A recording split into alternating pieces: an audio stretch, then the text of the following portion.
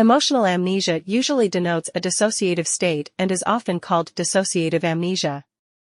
I would say, personally, that there are two very different types of emotional amnesia in borderlines. A person with BPD can, under extreme circumstances or stress, totally dissociate. This means that, essentially, part of the mind just shuts off and the person isn't really present anymore. Partial to complete amnesia accompanies this phenomena, as well as retrograde amnesia for the time leading up to the incident. This has happened to me before on occasion, and still does to a much lesser extent. I'll give an example of a severe dissociative episode first. Once, when I was hospitalized and in an extremely serious and unstable emotional state, I lost control and became violent. I was told later that I fought against basically the entire staff, who were attempting to restrain me. I beat up 2 nurses and attacked to such an extent that they were out of work because of their injuries for several days. I was absolutely horrified to learn this. To this day, I have no memory of the incident. That whole night is just a blur. Much more recently, I had a really bad depressive episode. I talked to several people and said things that I totally forgot. I also did some things that are difficult to recall now. It's like trying to remember a dream long after waking.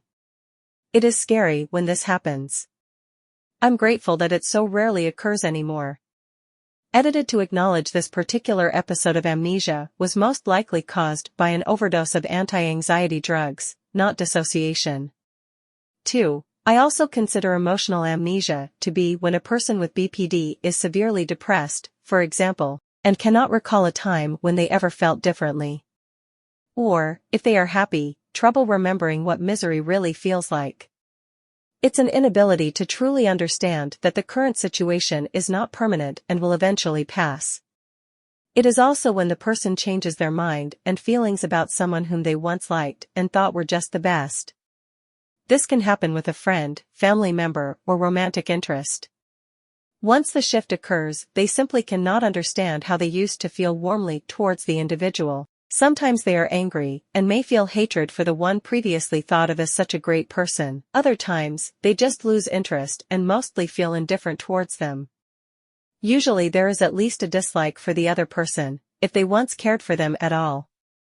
A lot depends on what kind of relationship they had with them. Someone who was merely a casual friend doesn't normally inspire strong feelings after it's over.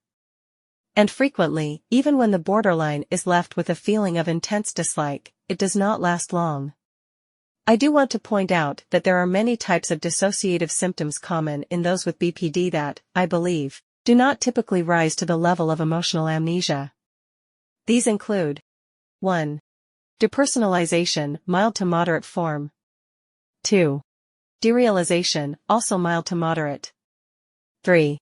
Daydreaming, frequently to escape reality. 4. Detaching oneself from a person or situation. Depersonalization means a detachment from your mind and/or body. It's common to feel that you have stepped outside of yourself and are an observer who, consequently, can't feel emotions that they normally do.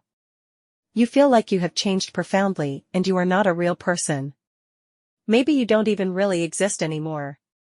Maybe you feel like you never did. On a side note, this is the state of consciousness that makes some borderlines cut and self-mutilate themselves. It is a very strange, unpleasant state of mind to be in and can feel intolerable. The person cuts to reassure themselves that they are, in fact, real. How else would they bleed? How else would they feel physical pain? Derealization means that the entire world feels unreal due to an alteration of perception.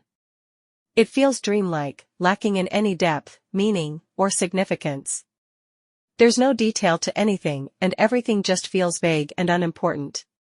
It's like you suddenly were thrust into an alternate reality thought up by someone who had no imagination or creativity. Other people don't seem real, but instead rather like cheap imitations of what humans truly are. You can be talking to someone and wonder the whole time if they even exist. Some good examples of what they may seem like are pod people, Stepford-type machines, androids, and aliens. It's quite nightmarish. There are other forms of dissociative breaks.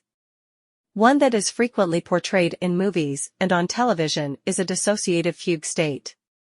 This is actually very rare in real life. It refers to a person who suddenly comes down with complete amnesia for their entire life and runs away from it and everything in it. They relocate to a different place and take on a new identity. Like I said, very rare.